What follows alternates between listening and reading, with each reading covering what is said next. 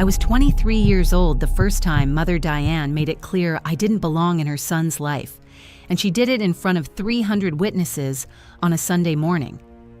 The sanctuary of Greater Mount Zion Baptist had been standing since 1887, with stained glass windows that caught the morning light and turned it into rivers of amber and blue across the wooden pews. My grandmother used to bring me there when I was small, before she passed, and I'd loved the way the choir's voices seemed to rise straight up through the vaulted ceiling to heaven itself. When I started dating Julian in college, I didn't know his mother was one of the church mothers there, one of those women whose word carried weight that went beyond committees and Sunday service. I didn't know that Greater Mount Zion wasn't just a church to the Hartwell family, as it was their kingdom. Before we dive in, I want to ask you something. Where in the world are you listening from? Drop your city or country in the comments. I love seeing how far our community reaches. And if you haven't subscribed yet, now's the perfect time. Your support truly helps this community grow. Thank you for being here. Julian and I had been married for 8 months when it happened. We'd had a small ceremony at City Hall because we were both still finishing our degrees at Howard, him in business, me in social work. His mother had smiled through the whole thing with her mouth, but not her eyes, and I'd told myself it didn't matter. Julian loved me. That was enough. That Sunday, Pastor Williams called us up during announcements. It was supposed to be a blessing for young couples, nothing formal, just a moment of prayer and recognition. Julian took my hand as we walked down the aisle, and I remember feeling proud in my navy dress, the one I'd saved for 2 months to buy. My hair was done. My shoes matched. I looked like I belonged there beside him. Mother Diane sat in the 3rd row, right side, same seat she'd occupied every Sunday for 40 years. She wore white, as the church mothers always did, with her hat pinned just so, and her Bible in her lap. When we passed her pew, she didn't smile. Pastor Williams laid hands on our shoulders and began to pray, his deep voice rolling through the microphone. Lord, we ask your blessings on this young union, on Julian Hartwell and his wife. Excuse me, Pastor. Mother Diane's voice cut through the prayer like a knife through silk. The sanctuary went quiet. You could hear the old building settling, the creak of pews as people shifted to look. Pastor Williams opened his eyes. Yes, Sister Diane? She stood slowly, arranging her purse on the pew beside her. I apologize for the interruption, but I need to speak a word of truth in love. My hand tightened in Julian's. He whispered, Mama, please. She ignored him. Her eyes were on me, and they were cold in a way that made my stomach drop. This congregation has known the Hartwell family for 4 generations. We have always held ourselves to a certain standard, a certain dignity before God and this community. Pastor Williams looked uncomfortable. Sister Diane, perhaps this isn't... When my son married this girl in secret, without his family present, without the blessing of this church, it caused me great pain. Her voice was measured, calm, the voice of someone delivering an unpleasant but necessary message. But I prayed on it. I asked God to show me if I was wrong to feel that this union was hasty. 300 people watched me. I could feel their eyes like weight on my skin. I have tried to welcome her. Mother Diane placed one hand over her heart. But there are some things that cannot be overlooked. Her people don't attend service here. In fact, I don't believe she comes from any church family at all. Her grandmother, God rest her soul, attended sporadically at best. The girl works 2 jobs, and Julian tells me she won't be finished with her degree for another year. She paused, letting each fact land. I believe my son deserves a wife who can stand beside him as a full partner, not someone he has to carry. The word carry echoed in the silence. Julian's hand dropped from mine. Mama, that's enough. Is it? She looked at him with something like pity. You've always had a soft heart, baby. But marriage is a serious covenant. This congregation has a right to know what kind of woman is being presented as a Hartwell wife. I couldn't breathe. My face burned. Somewhere in the back, someone coughed. Mother Diane sat down, smoothing her skirt, and Pastor Williams fumbled for words that wouldn't come. The moment stretched and stretched until finally Julian pulled me back down the aisle, past all those watching faces, out into the spring morning where I could finally drag air into my lungs. In the parking lot, I bent over with my hands on my knees, trying not to throw up. Julian stood 3 feet away, his jaw working. I'll talk to her. She had no right. She's your mother. That doesn't make what she did okay. I straightened up and looked at him, really looked at him, and I saw something in his face that made my chest go hollow. Anger, yes, embarrassment. But underneath it, something else. Uncertainty. Like maybe, despite everything, he was wondering if his mother had a point. Take me home, I said. We drove in silence. The next Sunday, I told Julian I wasn't feeling well. It wasn't entirely a lie. My stomach had been tight with dread since Friday evening, and I'd barely slept Saturday night, imagining walking back into that sanctuary. Julian kissed my forehead and said he'd make an appearance for both of us, that it would blow over faster if we didn't make it a big deal. I watched him leave in his suit, the one his mother had bought him for Christmas. And I sat on our worn couch in our small apartment and cried for 20 minutes straight. He came home 3 hours later with carryout from the soul food place on Georgia Avenue. He set it on our kitchen counter without meeting my eyes. Mama asked where you were. What did you tell her? That you weren't feeling well. What did she say?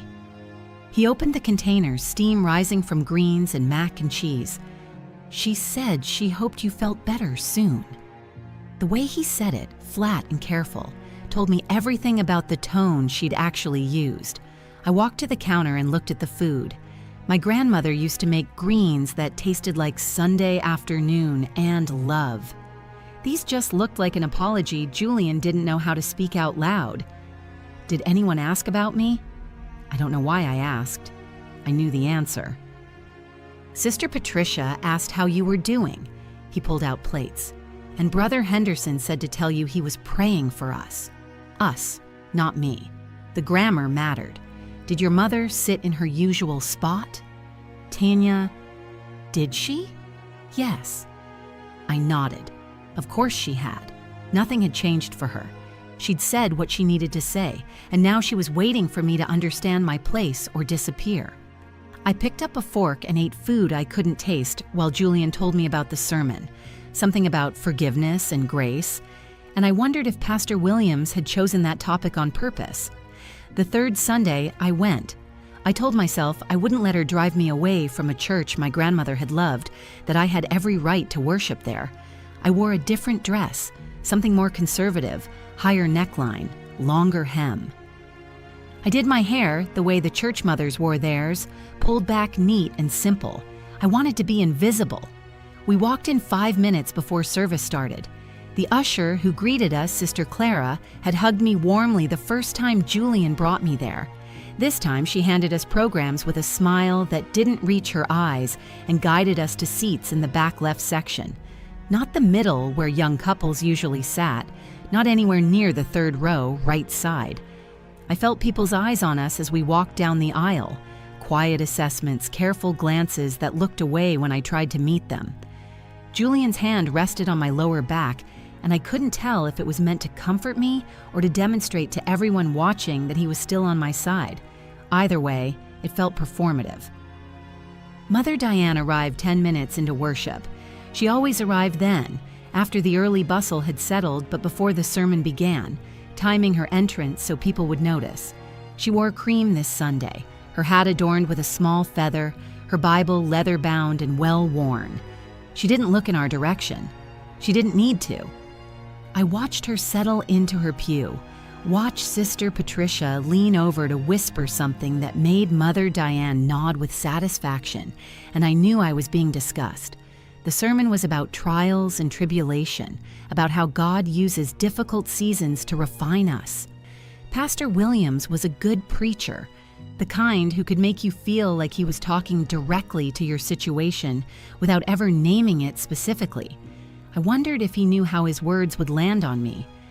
Sitting in the back like someone who'd been demoted. When he talked about staying faithful even when others judge you unfairly, 3 women in the mother's section nodded, and I couldn't tell if they were agreeing with the general principle or thinking about me specifically. After service, the fellowship hall was full of people eating fried chicken and potato salad, laughing in clusters that had formed over decades.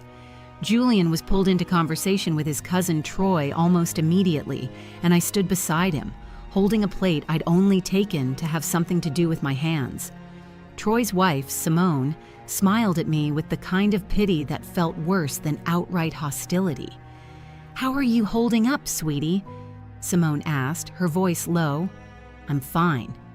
It's just such an awkward situation, isn't it?" I told Troy that Mother Diane probably didn't mean for it to come out quite so harsh. You know how the older generation can be. They say what's on their mind. I nodded because I didn't trust my voice. But honestly, it might be good for you to join the Young Wives Circle. Sister Patricia runs it, and they do wonderful Bible studies. It could help you feel more integrated. She said the last word carefully like it was a diagnosis. "I'll think about it." "You really should." They meet Thursday evenings at Mother Diane's house. It's very casual, just women supporting each other through the challenges of marriage and ministry.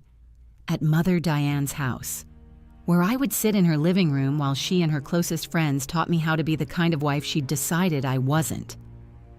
I excused myself to the bathroom and stayed there for 15 minutes, staring at my reflection in the mirror above the sink. My makeup was perfect, my dress was appropriate, my hair was neat, and none of it mattered because I was still carrying the wrong last name in the wrong way. The 4th Sunday, Julian's sister Carmen was in town. She was older than Julian by 5 years, married to a physician, living in a house in Silver Spring with a pool and a 3-car garage. She'd been traveling during the incident, and I'd hoped maybe she'd be an ally, someone who might tell Mother Diane she'd gone too far. Instead, Carmen greeted me in the fellowship hall with a hug that lasted half a second and a smile that was all performance. "Tanya, I've been meaning to reach out. We should have lunch sometime, just us girls." "I'd like that." "Good. I'll have my assistant send you some dates." She said it the way people do when they have no intention of following through. "Mama told me things have been tense. I'm sure it's just a matter of adjustment. She means well, you know. She's just protective of Julian." Everyone kept telling me she meant well, as if intention erased impact. Carmen turned to Julian. "Are you still coming to Sunday dinner at Mama's today? She's making your favorite." Julian glanced at me. "We haven't decided yet." "Oh." Carmen's eyebrows rose slightly. "Well, you should come. The family would love to see more of you. Both of you," she added, the afterthought obvious. "Though I know you're so busy with work, Tanya, Mama mentioned you work weekends." "I work at a nursing home on Saturdays and Sundays. It helps cover tuition." "That's very dedicated of you." The words were kind. The tone said, "How exhausting." "Well, whenever you have time. Family dinners are important, though. You don't want Julian to feel like he has to choose between his family and his wife." But that was exactly what was happening. Every Sunday dinner he attended without me. Every church event where I was present but separate. Every conversation where his family discussed plans, and I was informed later as an afterthought. I was being trained to understand that I was optional, that the real family existed in spaces where my presence made everyone uncomfortable. That night, Julian went to his mother's house for dinner. I stayed home and studied for a social work exam, eating ramen at our kitchen table while he ate pot roast and sweet potatoes with people who'd known him since birth. He came back at 9, full and tired, and climbed into bed without asking about my day. I lay beside him in the dark, listening to his breathing even out, and I felt more alone than I'd ever felt in my life. The 5th Sunday, I noticed Sister Patricia watching me during worship. She was Mother Diane's closest friend, had been for 30 years, and she had the kind of eyes that cataloged everything. After service, she approached me while Julian was talking to the youth minister. "Sister Tanya, do you have a moment?" We walked to a quiet corner of the fellowship hall. She held her plate of food carefully, her movements deliberate and controlled. "I wanted to speak with you woman to woman," she began. "I know the past few weeks have been difficult. Mother Diane is a strong personality, and I think perhaps she could have chosen a better moment to express her concerns. But you have to understand, this church is her life. The Hartwell family has been the backbone of Greater Mount Zion for generations. When Julian married so quickly, without bringing you into the family properly, it raised questions. We were in love. I'm sure you were. But love isn't always enough, is it? Marriage in our community is about more than two people. It's about families joining together, about maintaining legacies, about ensuring our children marry people who understand what it means to be part of something larger than themselves." She said it so kindly, with such apparent concern, that it took me a moment to hear the condemnation underneath. I didn't understand what it meant to be part of their world. I was an outsider who'd slipped in through a side door. "Mother Diane isn't a cruel woman," Sister Patricia continued. "She's simply protective. If you want to be accepted here, you need to show that you're willing to learn. The Young Wives Circle would be a good start. And perhaps you could reduce your work hours, spend more time at church functions. Let people see that you're committed to being part of this community, not just married to someone who is." I should have told her that I was working 2 jobs to pay for an education that would help me serve communities like this one. I should have told her that my grandmother had loved this church, that I had every right to be here. Instead, I said, "I'll think about it." She patted my arm. "Good. We all want what's best for Julian. I'm sure you do too." The 6th Sunday, I sat through service with Julian's hand in mine, and I realized his grip had loosened. Not dramatically, not in a way anyone else would notice, but I noticed. He was holding my hand because it was expected, because we were married and that's what married couples did in church. But his attention was elsewhere, nodding at people who caught his eye, smiling at inside jokes I didn't understand. After service, Mother Diane walked past us in the fellowship hall. She didn't stop, didn't acknowledge me, just placed her hand briefly on Julian's shoulder as she passed. "Good to see you, baby." That was all. But Julian watched her walk away with something in his face that looked like longing. And I understood that every Sunday I made him choose between his mother and his wife. I was losing. That evening, I asked him if he regretted marrying me. We were in our apartment, still in our church clothes, and the question came out quieter than I'd intended. He looked up from his phone, startled. "What? No. Tanya, where is this coming from?" "Your mother. My mother is set in her ways. She'll come around." "It's been 6 weeks, Julian. She hasn't come around. She's made it very clear that she doesn't think I'm good enough for you, and I don't think you've done anything to prove her wrong." His jaw tightened. "That's not fair. I've defended you." "Have you? Because from where I'm sitting, you've apologized privately, but done nothing publicly. You go to family dinners without me. You let your sister talk about lunch dates she'll never schedule. You let Sister Patricia tell me I need to learn my place." "She didn't say that. She didn't have to." He set his phone down and rubbed his face with both hands. "What do you want me to do? Stand up in the middle of service and denounce my mother? Make a scene?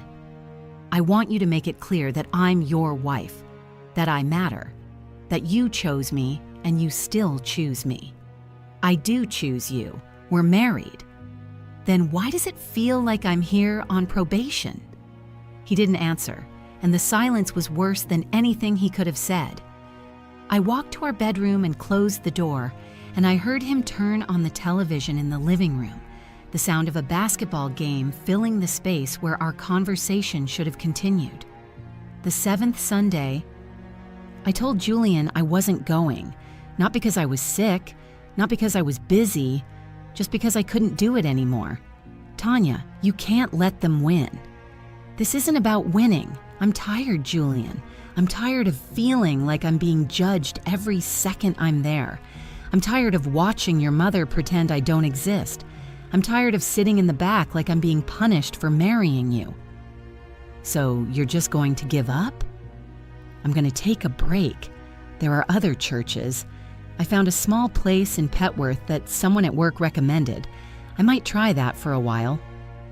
His face did something complicated, relief and disappointment, and something that looked like resignation. Okay, if that's what you need. I waited for him to say he'd come with me, that we'd find a new church together, that my comfort mattered more than his family's expectations. He didn't say any of those things. He got ready for service alone, and I watched him leave, and I knew something essential had broken between us. I spent that Sunday morning at the church in Petworth. It was smaller, less grand, the building newer, and the congregation younger. No one knew my name. No one knew my history. The pastor was a woman who preached about grace with a directness that felt like permission to breathe. After service, people introduced themselves warmly but without expectations, and I realized how exhausting it had been to walk into Greater Mount Zion every week carrying the weight of not measuring up. Julian came home that afternoon with another carry-out container. He didn't ask about my morning, and I didn't ask about his. We ate in separate rooms, and the silence in our apartment felt like a living thing. The 8th Sunday, I went back to Petworth. Julian went to Greater Mount Zion. It became our pattern. We were married, living in the same apartment, sleeping in the same bed, but worshiping separately. I told myself it was temporary, that eventually his mother would soften or I'd find the strength to go back. But I knew, in the place where I was most honest with myself, that every Sunday apart was another thread unraveling. The 9th Sunday, Julian's cousin called me. Troy, the one who'd pulled Julian into conversation that day in the fellowship hall. His voice was careful when I answered. "Hey, Tanya, I hope it's okay that I'm calling. Julian gave me your number a while back." "It's fine. Is everything okay?" Yeah, I wanted to check in with you. I know things have been rough. I feel like maybe I should have said something that day. When Mama Diane spoke up in service, it didn't sit right with me." I sat down on our couch, surprised. "Thank you for saying that. She's my aunt, and I love her, but she was wrong. You didn't deserve that. And I've been watching Julian, and I think he's struggling. He doesn't know how to stand up to her without feeling like he's betraying his family." "I know. But Tanya, you have to understand something about the Hartwells. That family has this way of closing ranks. If you're in all the way. But if they decide you're a threat to how things have always been, they'll squeeze you out so gradually you won't even realize it's happening until you're gone. I'm already realizing it." He was quiet for a moment. "I'm sorry. I wish I had better advice. Simone wants to stay neutral because Mama Diane basically raised her after her own mother passed, but I wanted you to know that not everyone thinks she was right." We talked for 10 more minutes, and when I hung up, I felt marginally less alone. But I also understood that Troy's sympathy didn't change anything. He wasn't going to challenge Mother Diane publicly. No one was, because the cost of standing with me was higher than anyone was willing to pay. The 10th Sunday, Julian asked me to come back to Greater Mount Zion. His sister was being honored for her charity work, and it would look strange if I wasn't there. I told him I'd think about it. By Saturday evening, I decided to go, not because I wanted to, but because I was trying to save something that was already mostly gone. That Sunday, I sat beside Julian in the 4th row while his family filled the 3rd row and the deacons presented Carmen with a plaque for her contributions to the church's outreach programs. Mother Diane stood when they called the family up, and she beamed with pride, her arm around Carmen's waist. Julian went up too, and he glanced back at me with an expression that was half invitation, half apology. I stayed seated. I wasn't family, not really. The plaque made that clear. It listed the Hartwell children, Carmen and Julian. No mention of spouses. I was an accessory to someone who was barely holding on to me. After the ceremony, Mother Diane hosted a celebration at her house in Brooklyn. Julian wanted to go. Of course he did. It was his sister's day. I told him I had to work my evening shift at the nursing home, which was true, but I could have gotten it covered. He didn't push.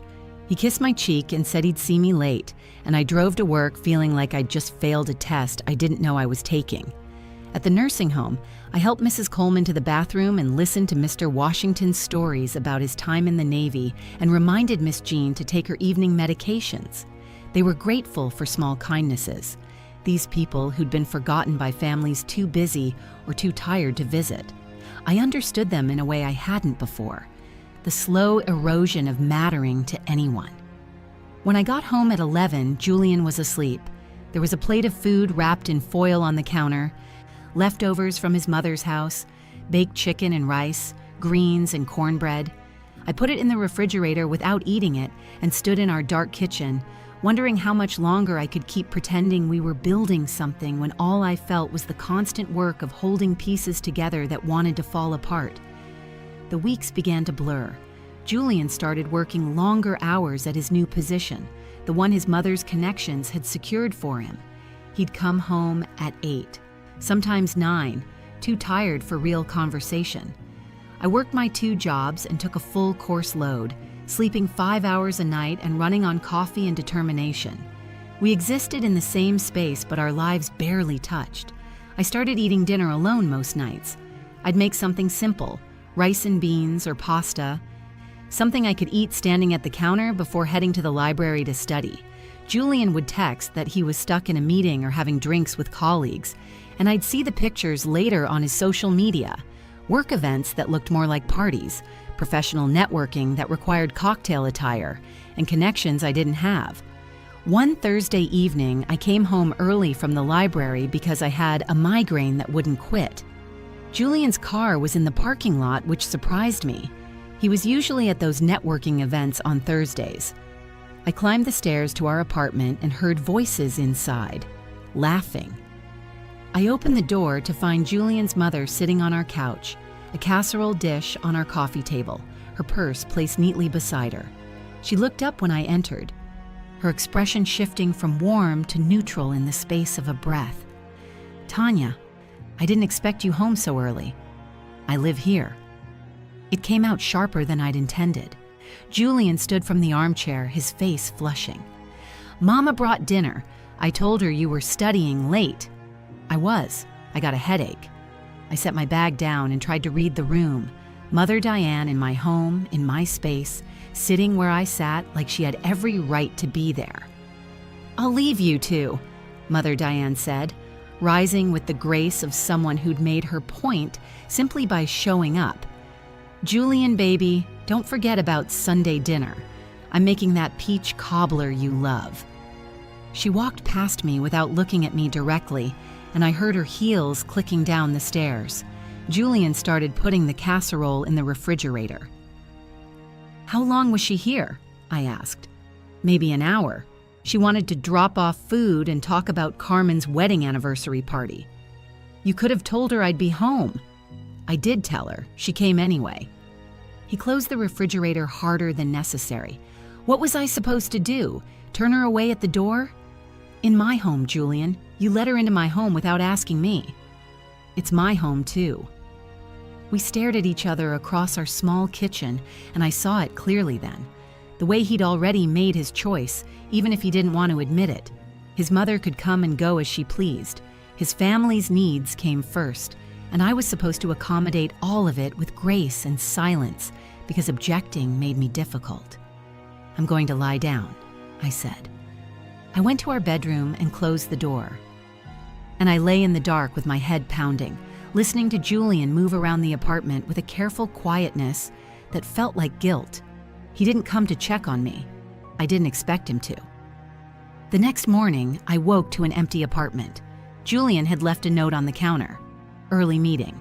See you tonight." The casserole was still in the refrigerator, still wrapped, and I wondered if he even understood what his mother had done by bringing it. She was marking territory, reminding me that she could feed her son better than I could, that she could access him whenever she wanted, that my role as his wife was secondary to her role as his mother. I threw the casserole away, all of it, container and all. When Julian asked about it later, I told him it had gone bad. He didn't question it. Our first anniversary arrived on a Wednesday in October.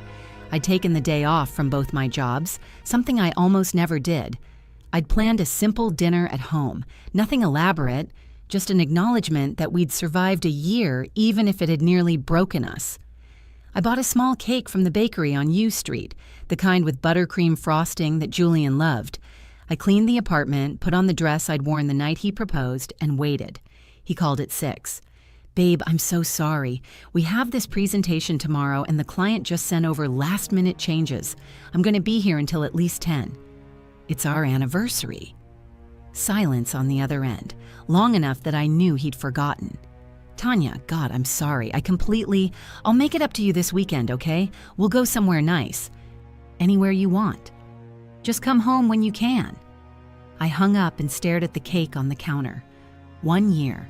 365 days of trying to be enough, of shrinking myself to fit into spaces that didn't want me, of watching my husband choose the easier path every single time there was a choice to be made. I cut a slice of cake and ate it standing at the counter, and I tasted nothing but the knowledge that I was in this alone. Julian came home at midnight. The apartment was dark and I was in bed, not sleeping, just lying there staring at the ceiling. He climbed in beside me and whispered, "I'm sorry." "I know. I love you." I didn't answer. I wasn't sure it was true anymore, and even if it was, I wasn't sure it mattered. The weekend came and went without the promised dinner. There was always something. His mother needed help moving furniture. His sister needed advice on something work-related. His cousin was having a crisis. By Sunday evening, I stopped expecting him to remember. We ordered pizza and watched a movie neither of us paid attention to, and that was our anniversary celebration. I started spending more time at the nursing home. I'd volunteer for extra shifts, cover for coworkers who needed time off, stay late to sit with residents who had trouble sleeping. Mrs. Coleman told me I reminded her of her granddaughter, and I felt more appreciated there than I did in my own home. Mr. Washington asked me one evening why I always looked so sad, and I told him I was just tired. He patted my hand with his weathered one and said, "Tired is one thing, child. Lonely is another. Don't confuse the two." I went home that night and found Julian asleep on the couch, his laptop still open on the coffee table, half-finished work illuminated on the screen. I covered him with a blanket and went to bed alone. And I realized Mr. Washington was right. I wasn't tired. I was lonely in a way that had nothing to do with being by myself. In November, Julian told me his family was planning Thanksgiving at his mother's house. Big gathering, all the extended family, the kind of event the Hartwells were known for. He said it carefully, watching my face. "I know things have been hard, but it's Thanksgiving. It would mean a lot to them if you came." Would it mean a lot to you? Of course it would. Then why does it sound like you're asking me to do you a favor instead of inviting your wife to a family event? He didn't have an answer for that. I went to Thanksgiving dinner at Mother Diane's house in Brooklyn. The home was everything ours wasn't, spacious and elegant, filled with family photos and heirlooms that spoke of generations of success. There were 23 people there, cousins and aunts and uncles, children running through rooms that seemed to multiply, the kind of family chaos that should have felt warm but instead felt exclusive. Mother Diane greeted Julian with a hug and a kiss on the cheek. She greeted me with, "Tanya, so glad you could make it." The words were correct, but the tone was empty, and everyone heard it. I spent 4 hours in that house, helping in the kitchen when I was allowed, which wasn't often. The other women had their systems, their rhythms, their inside jokes about past Thanksgivings I hadn't attended. I sat at the dinner table in a seat that felt temporary, listening to stories about people I didn't know, watching Julian laugh with his family in a way he never laughed with me anymore. After dinner, the men gathered in the living room to watch football. The women cleaned the kitchen, and I tried to help until Sister Patricia gently took the dish I was holding and said, "You're a guest, honey. Go relax. A guest. In my husband's family home, at a table where I was supposed to belong. I found a corner in the den and called my mentor from the social work program, Dr. Harris. She was spending Thanksgiving with her own family, but she answered anyway because that's the kind of person she was. Tanya, is everything all right? I'm at my husband's family's house and I've never felt more alone in my life. Do you want to leave? I don't know. Maybe. But leaving feels like admitting defeat, like proving his mother right that I don't belong here. She was quiet for a moment. Sometimes removing yourself from situations that diminish you isn't defeat, it's self-respect. We talked for 15 minutes, and when I hung up, I felt steadier. I found Julian in the living room and told him I was getting a headache, that I was going to drive home. He looked relieved, and that hurt worse than anything else that day. December came with final exams and holiday shifts at work and an exhaustion that had settled into my bones. Julian's office had a party, black tie, at a hotel downtown. He told me about it 3 days before, said I should find something to wear, that it would be good for me to meet his colleagues.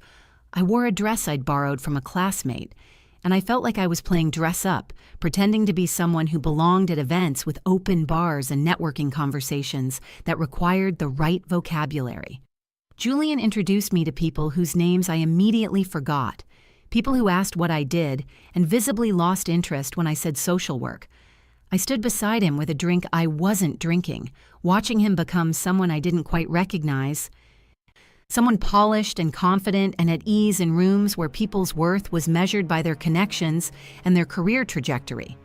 His boss, a white man in his 50s, asked how we met.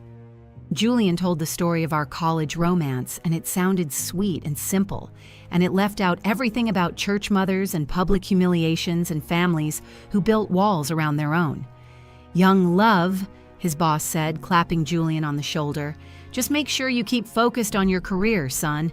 The first few years of marriage can be distracting." I excused myself to the bathroom and stayed there for 20 minutes, staring at my reflection in the hotel's ornate mirror. I looked tired. I looked like someone who was trying very hard to hold something together that had already shattered.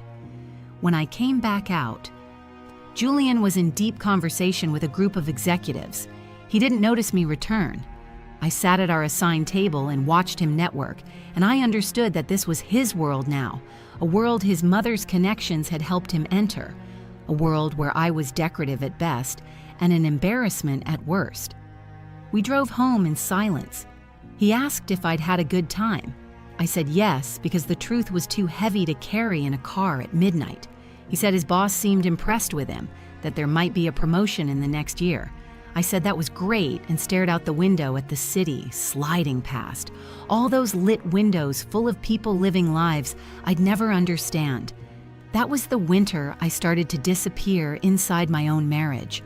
Not dramatically, not with fights or ultimatums, just slowly, day by day, becoming smaller and quieter until I was barely there at all. Julian stopped asking where I was going or when I'd be home. I stopped expecting him to remember important dates or include me in his plans. We were roommates who shared a bed occasionally when our schedules aligned, and we were both too tired to maintain the distance that had become our default. I graduated with my bachelor's degree in December, 6 months ahead of schedule. My parents came up from South Carolina for the ceremony, proud and beaming. Julian came too, but he sat with them instead of beside me, and afterward he had to leave early for a work commitment. Mother Diane didn't come. Neither did any of his family. No one from Greater Mount Zion sent a card. Dr. Harris pulled me aside after the ceremony. "Tanya, I've been watching you struggle all semester. I need to ask you something, and I need you to be honest with me. Are you happy?" "I'm fine." That's not what I asked.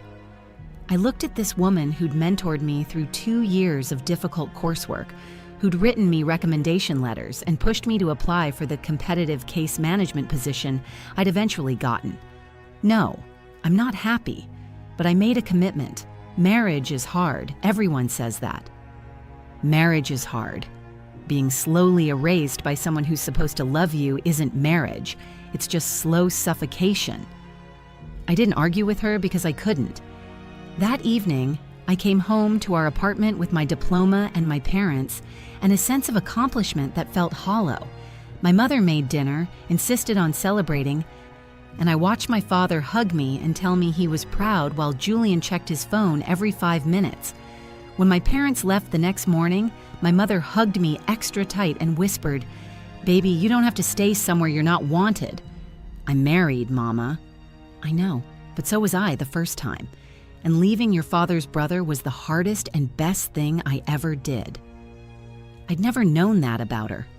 She kissed my forehead and got in the car, and I stood on the sidewalk watching them drive away, wondering how many generations of Black women had stood exactly where I was standing, trying to decide if they were strong enough to leave. I got the case manager position in January. The pay was barely enough to live on, but the work mattered in a way nothing else did. I was assigned 16 youth in the foster care system, ages 12 to 18, and their files were thick with trauma and bureaucratic failures. My job was to coordinate services, attend court hearings, advocate for placements, and somehow convince kids who'd been failed by every adult in their lives that I was different. The first kid I really connected with was Destiny, 14, in her 7th placement in 3 years. She had these eyes that looked about 30 years old, and she didn't trust me at all in the beginning. Our first meeting was in a conference room at the group home where she'd been temporarily placed after her last foster family had disrupted. She sat with her arms crossed, staring at the wall behind my head. "So you're the new caseworker. I'm Tanya, and yes, how long until you quit?" "I'm not going to quit." She laughed, sharp and bitter. "They all say that." I showed up every week for 3 months, consistent as clockwork, even when she refused to talk to me. I brought her favorite snacks, the ones listed in her file. I attended her school meetings when her teachers flagged her attendance. I sat in family court when her biological mother's parental rights were being terminated, and I held Destiny's hand when the judge made it official. She cried for the first time in front of me that day, and she said, "Why didn't she fight for me?" I didn't have an answer that would fix it. I just sat with her in that grief, and after that, she started to trust me. Slowly, carefully, like someone testing ice to see if it would hold. I had kids like Destiny all over Southeast and Northeast DC, Marcus, 16, aging out of the system in 2 years with no family and no plan. Jasmine, 13, in a foster home that was technically adequate but emotionally cold. DeAndre, 15, brilliant in math but failing everything else because he couldn't focus on school when he didn't know where he'd be sleeping next month. I fought for them. I argued with supervisors about placement options. I called in favors with other agencies. I showed up at emergency room visits when they got hurt and no one else came. I became the person who stayed because I understood what it felt like to be disposable. My supervisor, Mrs. Reynolds, was a Black woman in her 50s who'd been in the system for 23 years. She saw me working 12-hour days and took me aside one afternoon in March. "Tanya, you can't save them all." "I know."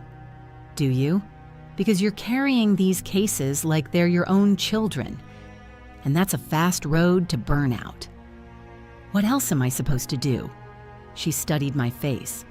"You're supposed to do good work within the boundaries of what's possible, and then you're supposed to go home and have a life. You can't pour from an empty cup." But my cup had been empty for months, and work was the only thing that made me feel like I mattered. At home, I was invisible. At work, I was essential. The choice of where to invest my energy wasn't hard. Julian noticed in his own distant way.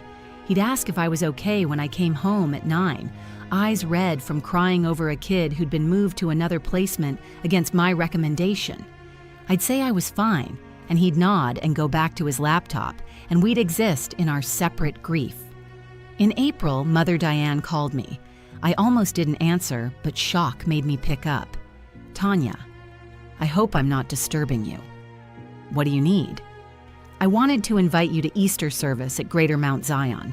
I know you've been attending elsewhere, but Easter is a special time for our family, and it would mean something to Julian if you were there." "Did Julian ask you to call me?" "No, this is my initiative. I've been praying about our relationship, and I feel God laying it on my heart to extend an olive branch." An olive branch. After a year of systematic exclusion, after destroying what little stability my marriage had, she was offering an olive branch because Easter was coming, and apparently even she had limits to her cruelty in the eyes of God. "I don't think that's a good idea," I said. "Tanya, I know I hurt you. I know my words that Sunday were harsh, but I hope you can find it in your heart to forgive. We're family, whether we like it or not." The "whether we like it or not" slipped out so naturally, so casually, that I knew it was what she really thought. "Thank you for the invitation, but no. For Julian's sake. Julian is capable of speaking for himself. If he wants me there, he can ask me directly." I hung up before she could respond, and my hands were shaking. It was the first time I'd said no to her clearly, the first time I'd refused to make myself smaller to accommodate her comfort.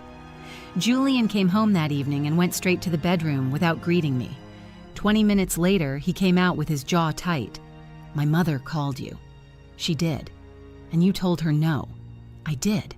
Tanya, it's Easter. It's one Sunday. Would it kill you to just what? Pretend everything is fine? Sit in that church and let everyone look at me like I'm an embarrassment while your mother plays gracious hostess? I can't do that anymore, Julian." "You can't or you won't." "What's the difference?" We stared at each other, and I saw something in his face shift. Resignation, maybe. Or relief that we'd finally reached the point where we stopped pretending. "You know what? Fine. Don't come. I'll tell her you had to work." "Don't lie for me. Tell her I said no." Jesus, Tanya. Why do you have to make everything so difficult? I'm making things difficult? I'm the one who's been bending and shrinking and disappearing for over a year, while your family systematically pushes me out. I'm the one who comes home to an empty apartment most nights because you're too busy with networking events and family dinners I'm not invited to. I'm the one who spent our anniversary alone eating cake by myself, but I'm making things difficult. He didn't have a response. He grabbed his keys and left, and I heard his car start in the parking lot below. I sat on our couch in the dark and cried until I didn't have any tears left. He didn't come home that night. I knew where he was. At his mother's house, sleeping in his childhood bedroom, being comforted by the woman who'd engineered all of this. I went to work the next morning without sleeping, and I sat through 3 case reviews while running on coffee and exhaustion and the knowledge that my marriage was dying and I was the only one trying to save it. Destiny noticed. We had a session scheduled that afternoon, and she took one look at me and said, "You okay, Miss Tanya?" "I'm fine, sweetie." "You look like I feel on my bad days." I almost laughed. Almost. "Just some personal stuff. Nothing for you to worry about." "Is it your husband? The one you mentioned that time?" I'd told her once, months ago, that I understood what it felt like when people gave up on you. I'd mentioned Julian in passing, the context of being married, and she'd filed it away like kids do when they're paying attention. "Yeah, it's complicated." "Most grown-up stuff is." She picked at her fingernails, a nervous habit she had.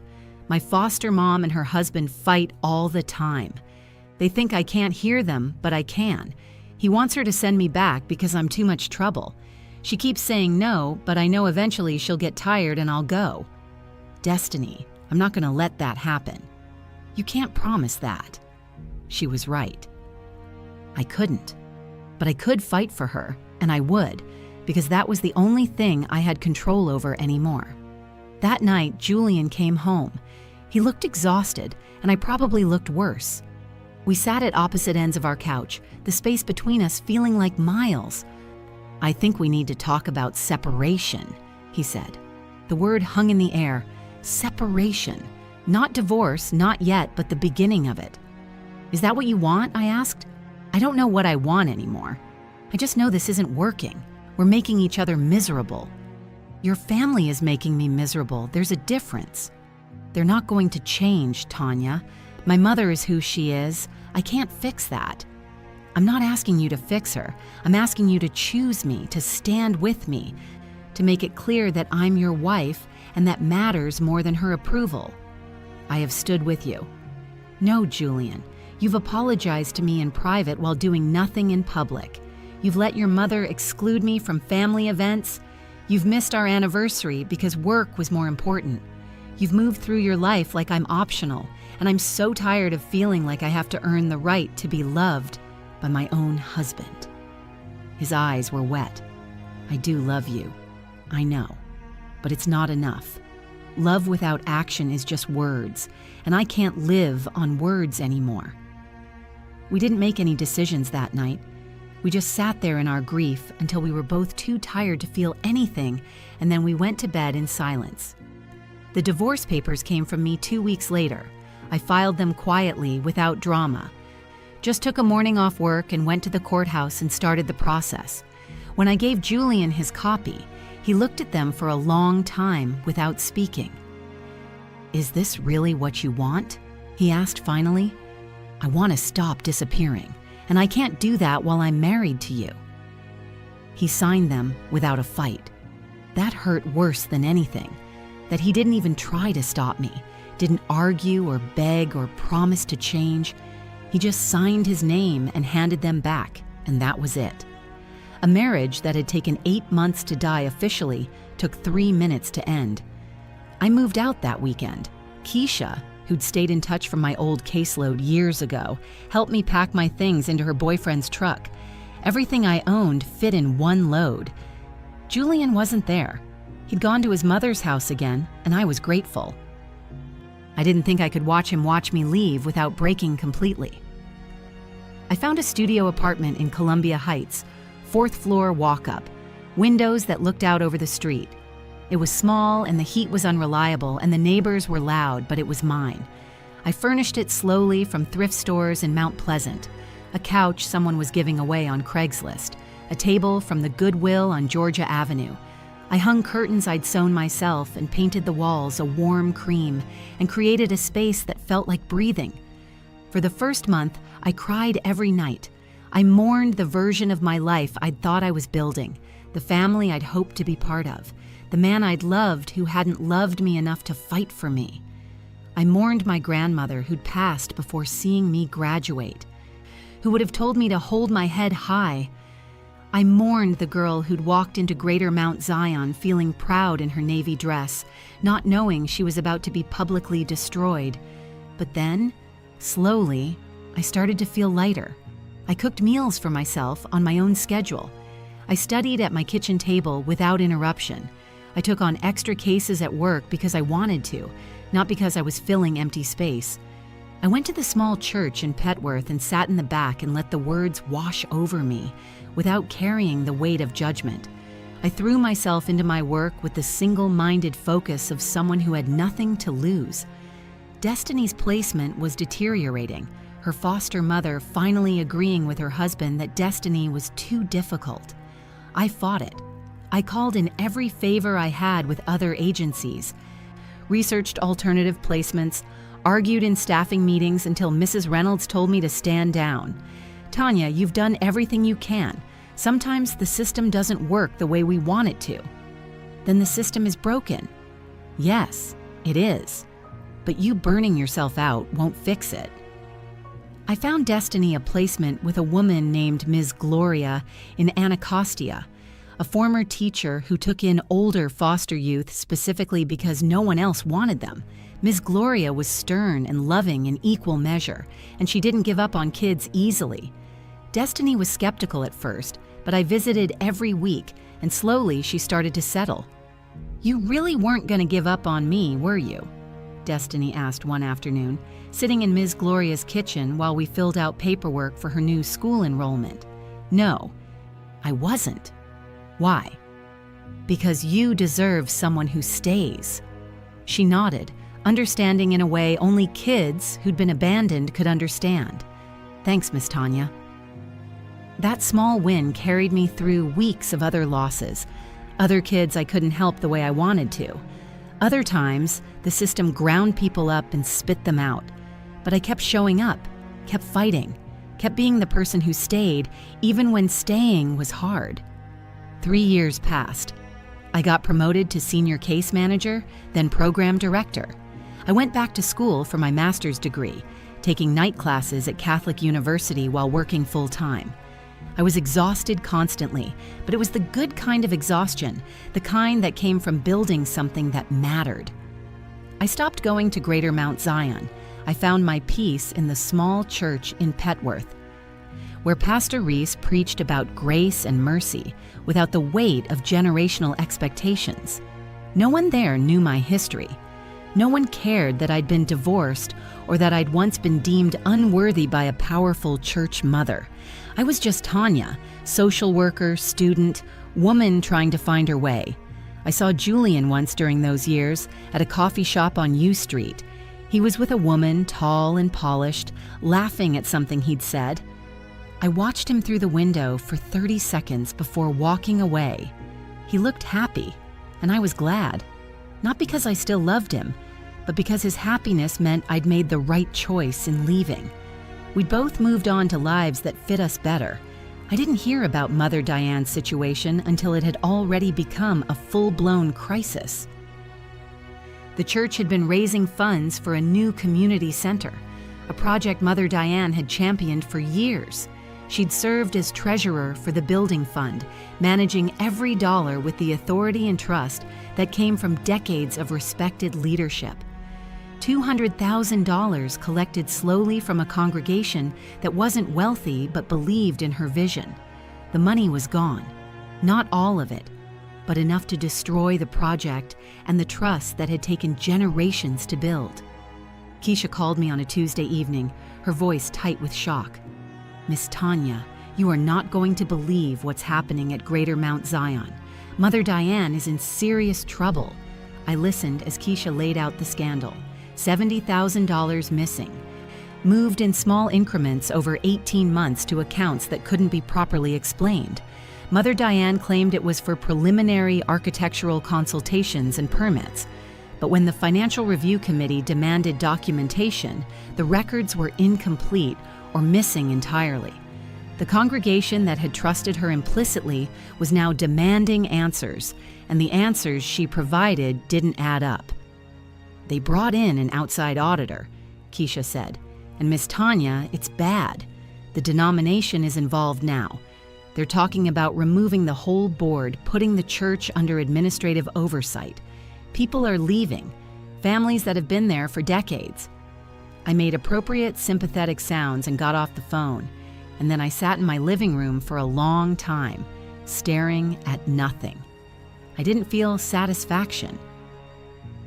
I didn't feel vindication. I felt sad for all the people in that congregation who'd given their money believing it would build something good, who were now watching their church fall apart because the woman they'd trusted had either been incompetent or deceptive, and the result was the same either way. The first call came from a number I didn't recognize 6 weeks after Keisha had broken the news.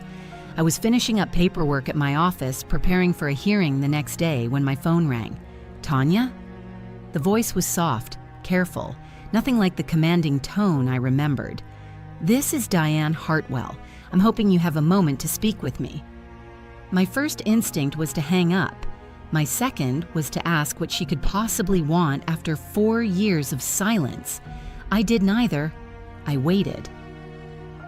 "I know I have no right to ask you for anything." Her voice was strained, older than I remembered. "But I'm in a very difficult position, and Julian suggested I reach out to you." Julian.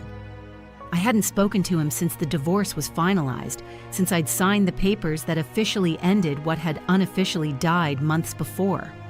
"I need help," Mother Diane continued. "Professional help. The church is in crisis, and the situation with the building fund has become very complicated. The board has asked me to step down, and there's talk of legal action. I need someone who understands both the community and the systems involved. someone who can help us navigate this situation. Julian said you've become quite accomplished in nonprofit management and crisis intervention." I walked to my office window and looked out at the street below, at the evening traffic moving through Southeast DC. "Why are you calling me?" "Because you're one of the few people in this city with the specific expertise we need. And because—" She paused, and I could hear her struggling with the words. "Because you're someone who understands what it means to be judged unfairly." The audacity of it settled over me like a weight. She wanted me to save her. The woman who'd humiliated me in front of 300 people, who'd systematically excluded me until I had no choice but to leave, who'd made it clear I wasn't good enough for her son or her church. She was now calling because she needed exactly the skills I'd built in the years after she'd decided I wasn't worthy. "I'm very busy," I said. "My caseload is full and I'm finishing my dissertation." "I understand, but Tanya, please." The church is everything to that community. If this isn't handled correctly, Greater Mount Zion could lose its charter. Families who've attended for generations will have nowhere to go. I know I hurt you. I know I was wrong about you. But those people don't deserve to suffer because of my mistakes. She was right about that part, at least. The congregation didn't deserve it. But neither had I deserved what she'd done to me, and she'd felt no compunction about that. "I'll think about it," I said, and ended the call before she could press further. I didn't call her back. I went home to my studio apartment, heated up leftover soup, and sat by my window watching the city lights while I thought about everything she'd said and everything she hadn't. 3 days later, Julian called. I stared at his name on my phone screen for 3 rings before curiosity got the better of me. "Tanya." He sounded exhausted in a way that had nothing to do with the hour. "Thank you for taking my mother's call. I know that couldn't have been easy." "I didn't agree to anything." "I know, but the fact that you even listened means something." He paused, and I could hear him breathing on the other end. "Look, I know she doesn't deserve your help. I know what she did to you, to us. I was there. I should have done more to protect you, and I didn't, and I've regretted that every day since. But the church really is in trouble. They've already had several families leave, and if the denomination pulls their charter, it's over. That building has been there since 1887. It's not just a church, it's a piece of history. I'm aware of what it is. You're the best person for this situation. You've managed crisis intervention for organizations twice that size. You understand the community dynamics, the cultural weight of what that church represents, and you're not tied to any of the political factions that are making this worse." He paused again. "I wouldn't ask if there was anyone else who could do what you can do." I let the silence stretch between us, all the weight of our failed marriage settling into that empty space. "I hurt you too," Julian said finally, his voice dropping lower. "I should have stood up to her from the beginning. I should have made you feel like you mattered more than her approval. I should have chosen you every single time, and I didn't. I'm sorry for that. I'm sorry for all of it. But this isn't about me or her. It's about 300 people who are about to lose something that's been the center of their lives for generations." "I have to go," I said. "Will you at least think about it?" I hung up without answering. By the end of that week, I'd received calls from 2 board members at Greater Mount Zion, both of whom I vaguely remembered from my brief time attending there. Brother Marcus Henderson, who'd once told me he regretted not speaking up when Mother Diane humiliated me, and Sister Victoria Montgomery, who'd always been kind in a distant way, as if kindness from afar cost less than kindness up close. They were both desperate, both apologetic in that careful way people are when they need something from someone they've wronged. They explained the scope of the disaster in clinical terms that barely masked their panic. The missing money was only part of the problem. The real crisis was trust. Mother Diane had held power in that church for so long, had been so instrumental in every major decision for decades, that her fall had created a vacuum. People were fracturing into camps. Those who defended her, insisting the financial discrepancies were simple mistakes that had been blown out of proportion, and those calling for her complete removal and possible prosecution. The denomination's regional overseer had given them 90 days to demonstrate they could govern themselves effectively, to establish proper financial oversight, to repair the fractured relationships within the congregation. If they couldn't, Greater Mount Zion would be placed under administrative control, the local board dissolved, and the church would effectively cease to exist as an independent congregation. They needed someone neutral, someone skilled in mediation and organizational restructuring, someone who could come in and help them rebuild their systems without getting caught up in the existing power dynamics. Someone who had no stake in protecting or punishing Mother Diane, who could focus purely on institutional repair. They needed me.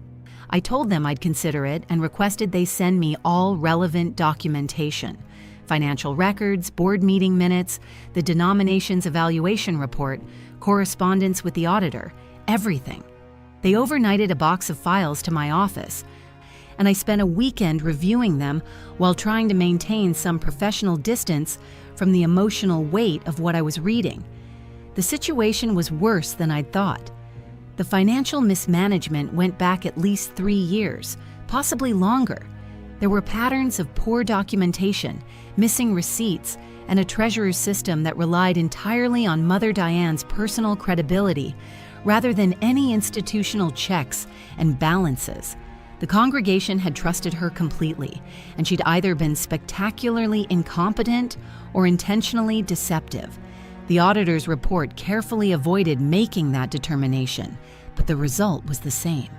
$70,000 gone, and a church full of people who no longer knew who to believe. I could fix it. As I reviewed the files, I knew with absolute certainty that I could fix it. I'd rebuilt systems like this before, had established oversight protocols for organizations twice this size, had mediated between fractured constituencies, and restored organizational credibility. I knew exactly what needed to be done: establish a new financial oversight committee with rotating membership, implement a triple signature system for all expenditures over a certain threshold, bring in an interim treasurer from outside the congregation to rebuild trust, create transparent reporting mechanisms so the congregation could see exactly where every dollar went. It would take 6 months of intensive work, maybe longer. It would require me to attend board meetings, mediate between angry factions, absorb the emotional weight of people's betrayal and grief. And it would mean walking back into that building where I'd been publicly humiliated, working alongside people who'd watched it happen and said nothing. But it was absolutely within my capability to do. I wrote up my assessment and my proposed intervention plan, 15 pages single-spaced, outlining every step of the restructuring process. I included timelines, benchmarks, and contingency plans for potential obstacles. It was thorough and professional and exactly what they needed. Then I saved it to my desktop and closed my laptop without sending it. I spent the next 3 days wrestling with myself. I'd go to work and function on autopilot, sitting through case reviews and court hearings, while my mind turned over the same questions. Could I really refuse to help people who were suffering because of what one woman had done? Was this revenge, or was this self-preservation? Did I owe them my expertise because I had the skills to help, or did I owe myself the dignity of refusing to save people who'd never tried to save me? I called Dr. Harris, my mentor from graduate school.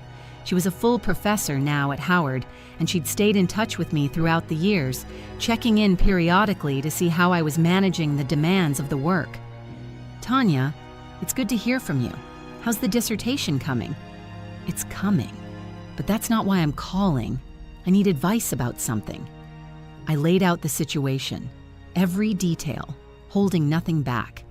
The humiliation, the divorce, Mother Diane's call, the files I'd reviewed, the plan I'd written.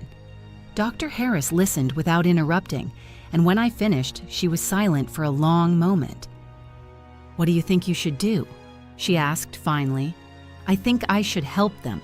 It's the right thing to do. Those people don't deserve to lose their church because Mother Diane made mistakes.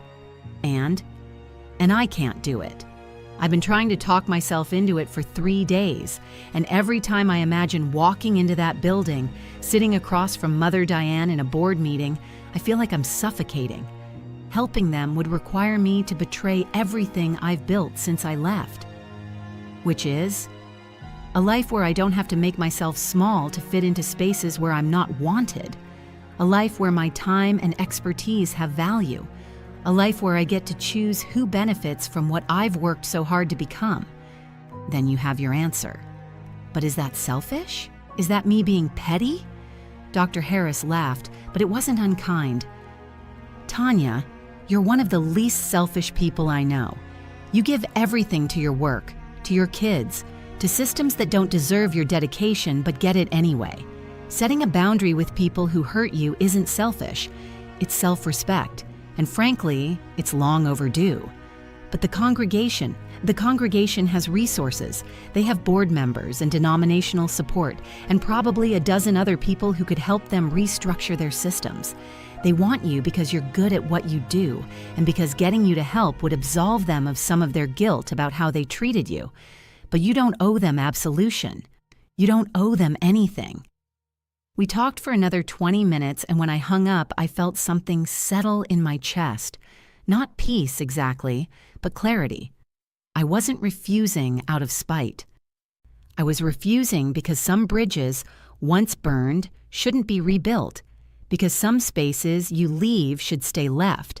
Because sometimes the most loving thing you can do for yourself is to say no to people who only value you when they need something. On Monday, I called Brother Henderson. He answered on the first ring, hope evident in his voice. Miss Tanya, thank you for getting back to me. Have you had a chance to review the materials we sent? I have, very thoroughly. And? Can you help us? I looked out my office window at the kids playing in the courtyard below. The programs we'd built that actually worked because we'd structured them correctly from the beginning because we'd put children's needs ahead of institutional politics. Brother Henderson, I appreciate you thinking of me, but I'm going to have to decline. The silence on his end lasted 5 full seconds. May I ask why? My schedule doesn't allow for the time commitment this would require. We're prepared to compensate you for your time. We can offer, it's not about money. I have commitments I can't break, and this would require more than I'm able to give right now. Miss Tanya. His voice dropped lower, more personal. I remember you. I remember when Mother Diane spoke against you in service. I was sitting 3 rows back and I didn't say a word to stop her. I've regretted that for 4 years. What she did was wrong. And the way we all stood by and watched it happen was wrong. But please don't punish the whole congregation for the sins of a few. I'm not punishing anyone. I'm simply saying no. Is there anything we can do to change your mind? Any terms that would make this possible for you? No, I'm sorry. I hope you're able to find someone who can help you navigate this situation. I ended the call before he could press further, and I turned off my phone. My hands were shaking, but not from doubt, from the weight of finally putting myself first. That evening, I found an email from Julian waiting in my inbox. The subject line was just my name. The body of the message was longer than anything he'd ever written to me, even in the early days when we'd been in love and everything had felt possible. He told me about what was happening at the church in painful detail. The families leaving, not just leaving, but leaving angry, their departures causing rifts in extended families that had been close for generations. The kids in the youth program who were devastated, watching the adults they'd trusted fall apart over money and accusations. The elderly members who'd given their whole lives to Greater Mount Zion, who'd been baptized there and married there, and now feared they'd be buried from a church that no longer felt like home. He told me his mother was barely eating, that she'd aged 10 years in 2 months, that she sat in her house in Brooklyn and cried in a way he'd never seen, that the woman who'd always been so strong, so certain of her place in the world, was now small and frightened and broken. He told me he understood why I'd said no, that he didn't blame me, that he knew he had no right to ask me for anything after how he'd failed me. But he was asking anyway because he didn't know what else to do, because watching something that had stood for over a century crumble felt like watching his own history disappear. He told me he'd never stopped regretting how he'd failed me during our marriage, that he thought about me more than I probably knew, that he hoped I was happy, that I'd built the life I deserved. And he was sorry, so deeply sorry, for every moment he'd chosen the easy path over standing with me. I read the email 3 times, then I archived it without responding. The calls continued for another week. Sister Victoria asking me to reconsider, Brother Henderson calling again, more desperate this time. Even Pastor Williams reached out apologizing for not stopping Mother Diane that Sunday morning 5 years ago, asking if I would set aside personal hurt for the sake of the legacy his predecessor had built, for the sake of the community that needed Greater Mount Zion, even if Greater Mount Zion hadn't always deserved that community.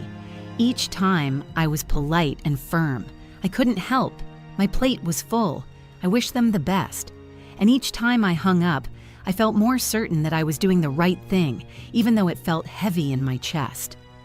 Mother Diane called one final time. I saw her number on my screen and I let it go to voicemail. I couldn't talk to her directly, couldn't hear her voice in real time without the risk of my resolve crumbling. Her message was 3 minutes and 27 seconds long, and her voice shook through all of it. She said she understood if I hated her. She said she'd been wrong about me, that she'd let her own pride and her vision of what her son's life should look like blind her to who I actually was. She said she'd watched my career from a distance through mutual acquaintances, that she'd heard about my work, about my graduate degree, about the programs I'd built and the lives I'd changed. She said I'd become exactly the kind of woman she should have welcomed into her family, that she'd been foolish and cruel, and she'd destroyed something precious because of her own narrow-mindedness. She said she was sorry. Over and over, she said she was sorry. For that Sunday morning, for the year of exclusion that followed, for not protecting me from the other church mothers who'd followed her lead, for not valuing me when I'd needed someone to see my worth. She said she was begging me, not as a church mother, not as Julian's mother, but as a woman who'd made terrible mistakes and was now watching everything she'd built fall apart because of them. She said if I could find any compassion in my heart, any forgiveness, she was asking for my help. I deleted the message halfway through, not because I didn't want to hear her apology, but because I knew if I listened to all of it, if I heard her crying, I might weaken. I blocked her number and I sat in my apartment in the dark, and I let myself feel the full weight of what I was choosing. I wasn't choosing revenge. I wasn't choosing to watch her suffer with satisfaction. I was choosing me. I was choosing the life I'd built from nothing after she'd destroyed the one I'd tried to build with her son. I was choosing to protect the peace I'd fought so hard for, to maintain boundaries that had taken years to establish. Sometimes the most powerful thing you can do is simply refuse to save someone who pushed you off a cliff. 6 weeks later, the denomination installed an administrative team at Greater Mount Zion. The local board was dissolved. Mother Diane was removed from all leadership positions, barred from handling church finances in any capacity, and required to undergo financial counseling as a condition of maintaining her membership. Pastor Williams submitted his resignation, unable to handle the stress and the loss of credibility. The church's charter was technically preserved, but under strict denominational oversight that would continue for a minimum of 3 years. Half the congregation left within the first month. Families who'd been there for generations, who'd watched their children grow up in Sunday school and their parents buried from that sanctuary, they all scattered to other churches across D.C. and Maryland. The building still stood, beautiful and historic, but it was hollow now, a shell of what it had been. Keisha called me to tell me about it, her voice heavy with sadness. It's like a funeral there now, Miss Tanya. All these people who've been together forever, just gone. The youth program basically doesn't exist anymore. The building is still there, but it doesn't feel the same. Everybody's so sad. Are you staying? I asked. I think so. My grandmother's buried in the churchyard out back, but it's hard. It's really hard to watch. I made sympathetic sounds and we talked for a few more minutes before ending the call. I sat in my living room afterward, in the space I'd created for myself, and I tried to identify what I was feeling. It wasn't triumph. It wasn't satisfaction. It was just a deep, settled quiet.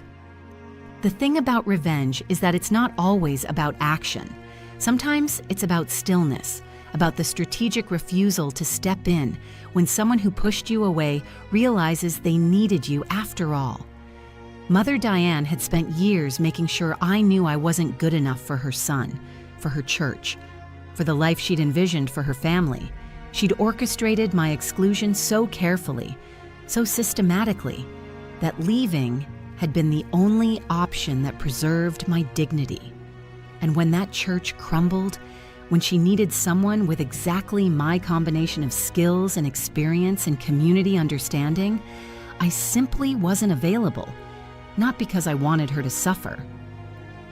Not because I took pleasure in the congregation's pain, but because I'd built a life that didn't include making myself small to fit into spaces where I wasn't wanted.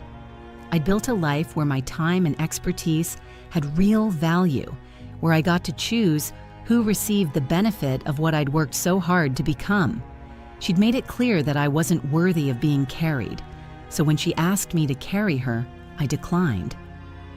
I ran into Julian one more time, 2 years after the church situation had stabilized into its diminished new form. I was at a work conference at the convention center downtown, grabbing coffee between sessions, and there he was in line behind me. We recognized each other at the same moment, and there was that split second where we both had to decide how to handle it.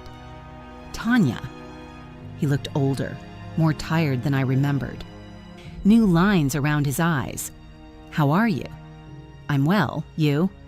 Good, busy. He ordered his coffee and we stood together in that awkward space where strangers who used to be intimate wait for overpriced lattes. I heard you finished your doctorate. Congratulations. Thank you. Are you still in DC? For now, I'm considering a position in Baltimore actually, program director for a regional youth services network. It's a significant step up. That sounds perfect for you. Really perfect. He meant it. I could see it in his face, genuine happiness that I'd built something good. Listen, I know this is probably awkward, but I wanted to say, I've thought about you a lot over the years, about how things ended between us. I wish I'd been better. I wish I'd been stronger. We were young, I said. It was the generous answer, and it was true enough. My mother asks about you sometimes. I didn't respond to that, just took my coffee from the barista and added cream with careful focus. She's still at the church, or what's left of it. They rebuilt the board eventually, but she's not part of the leadership anymore, just a regular member. I think it's been hard for her, losing that identity, that power she had for so long. He studied my face, looking for something I wasn't going to give him. You could have helped them, back when they asked. You were the only one who could have prevented what happened, or at least made it less devastating. Yes, I said simply, but you chose not to. Yes. He nodded slowly, something like understanding crossing his features. I don't blame you, neither does she, I think. Not really. She knows she made her choice a long time ago about what mattered more, her vision for my life or the reality of who you were, and she chose wrong. Our coffees came up. We collected them, added our sugar and cream, and for a moment we stood there in that strange space between past and present, between who we'd been and who we'd become. I hope you're happy, Julian said finally, and his voice carried real sincerity. I mean that. I hope you've built the life you wanted. I have, I said, and I realized as I said it that it was true. Not the life I'd imagined when I was 23 and in love, but a life that fit me better than that one ever would have. I watched him walk away through the convention center crowd, just another person I used to know, and I felt nothing but a distant sadness for the people we'd been. The ones who'd thought love was enough when there were families and histories and expectations pressing down on all sides, making it impossible to breathe. I went back to my conference session and I didn't think about him again. My life now is nothing like the one Mother Diane decided wasn't good enough. I'm not married. I don't attend Greater Mount Zion. I don't move in the circles where her approval would matter, if she even has approval to give anymore. I run a network of youth programs across 3 cities. I consult for organizations that are actually grateful for my expertise, and I teach graduate courses in nonprofit management at Howard, the same institution where I once worried I wasn't worthy of the education I was receiving. I have a life I built myself from nothing in the years after I was told I wasn't enough. And that life is full and purposeful, and mine in a way nothing was when I was trying to fit into someone else's vision of who I should be. Sometimes I drive past Greater Mount Zion on my way to visit Keisha, who still attends there with her daughter now, a little girl she named Grace. The building still stands, beautiful and historic, morning light still pouring through those stained glass windows, but it's smaller somehow, diminished. The congregation is a fraction of what it was. They never built the community center. The money was never fully recovered. I don't know if Mother Diane still sits in the 3rd row, right side, in her white dress and her hat pinned just so. I don't know if she thinks about that Sunday morning when she stood up in front of everyone and decided I wasn't enough. I don't know if she understands that the real punishment wasn't my refusal to help when she asked. The real punishment was that she'd pushed away the one person who could have saved what she'd spent her life building, and by the time she realized it, I'd already built a life where her needs simply didn't matter to me anymore. Justice isn't always dramatic. Sometimes it's just the quiet satisfaction of knowing that you're no longer available to the people who made you feel invisible, and that unavailability is the natural consequence of how they chose to treat you when you had nothing. I was humiliated when I was powerless. I rebuilt myself when I was alone. And when they needed me, I was simply too busy living the life they decided I couldn't have. That's the thing about burning bridges. Eventually, you need to cross back over. And there's no one left on the other side who remembers why they should help you rebuild it. I don't think about Mother Diane much anymore, but sometimes when I'm working with a young woman who's been told she's not enough, who's been pushed aside by people who should have seen her value, I think about that Sunday morning. I think about standing in front of 300 people, stripped of dignity, carrying shame that wasn't mine to carry. And then I think about the phone call I didn't return, the help I didn't provide, the bridge I didn't rebuild. And I understand that the best revenge is simply becoming someone who doesn't need their approval anymore, someone whose absence creates a void they can't fill because they trained you too well in knowing your worth by teaching you what it felt like to be discarded. Mother Diane gave me that gift, even if she didn't mean to. She taught me that my value wasn't determined by who welcomed me into their space. She taught me that sometimes the most powerful thing you can do is walk away and build something better than what you were offered. She taught me that the people who push you away when you're struggling don't get to claim you when you've succeeded. That lesson has served me well. I hope it serves her too, in whatever quiet remains of the kingdom she built and lost. If this story moved you, don't forget to like, subscribe, and turn on notifications. And before you go, click on hype to help this video reach even more people. Your support keeps these voices alive and keeps our community growing. Thank you for listening.